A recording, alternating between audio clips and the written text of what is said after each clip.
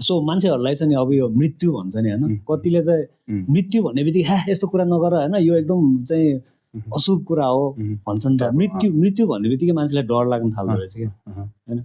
यो चाहिँ किन होला, साइकोलोजी के होला? अघिको कुरासँग जोडिन्छ। मृत्यु भन्ने बित्तिकै किन उसलाई मृत्यु पछाडि के हुन्छ भने थाहा छैन नि त, अनि डर हो के। तिमीले मृत्यु देखाएको छैन, तिमीले लास मात्र देखाएको छ नि त, तिमीले लास मात्र देखाएको छ।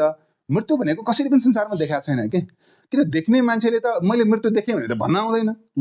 बेसिकली मृत्यु त हुँदैन, मृत्यु कसैले देखाएको छैन के। त्यसकारण जीवनै जीवन छ संसारमा भने उहाँले पनि भन्नुहुन्छ। बेसिकली मृत्यु नै हुँदैन क्या। वी जस्ट भनौँ न, इभन थिचनाथानदेखि लिएर बुद्धिज्ममा पनि त्यो कुराहरू छ, इन्टर बिइङको कुरा हो। हामी मृत्यु कहिले पनि हुँदैन कि, हामी अर्को चिज बन्छौँ। जस्तै मानव पेपर छ, एकछिनको लागि हामीले प्लान्टबाट पेपर बनायौँ, पेपर छ, पेपरमा लेख्यौँ, पुरानो हामी त अब खाली चाहिँ पुरानो कागज हुन्छ नि उहाँले दिएर पठायौँ, अथवा आगो बाल्यौँ, पेपर कहाँ गयो त? पेपर कहाँ गयो होइन? अथवा मैनबत्तीको जुन आगो भएर गइरहेछ त्यो मैन कहाँ गयो भन्दाखेरि अर्को चिजमा चाहिँ ट्रान्सफर भएको अथवा कन्भर्ट भएको हो नि त। त्यो हिसाबमा चाहिँ हाम्रो बडीले जुन यो अब तत्त्वको जुन छ अर्को चिजमा कन्भर्ट हुने हो, हराउने होइन कि। There is nothing as called as the word death के। डेथ भन्ने चिज हुँदैन क्या खास, यो पनि बनाइया कुरा हो। मान्छेलाई चाहिँ अलिक अब हुनसक्छ तर्साउनु बनाइया होला, अथवा त्यसले बदमासी गर्छ भनेर त्यो राम्रो काम गरोस् भनेर बनाइया हो होइन।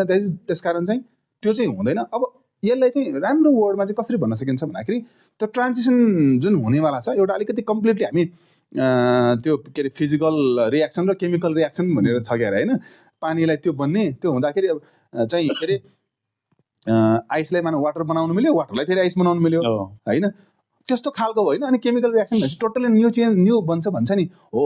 त्यो केमिकल रियाक्सन जस्तै नि एउटा फिजिकल एन्टिटी चाहिँ इरिभर्सिबल रियाक्सन भएर गयो भनेको चाहिँ त्यो रियाक्सनलाई चाहिँ डेथ भने हो भनेर हामी साइन्टिफिक वेमा यसरी पनि भन्न सक्छौँ भनौँ न।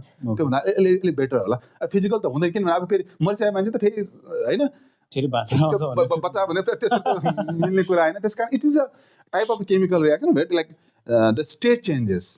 म एउटा सिउने अब म पछि अर्को चिज बन्न सक्छु, म क्लाउड बन्न सकौँला अरे, म डस्ट बन्न सकौँला अरे, म केही न केही त बन्छु, केही न केही नबन्ने त होइन नि त।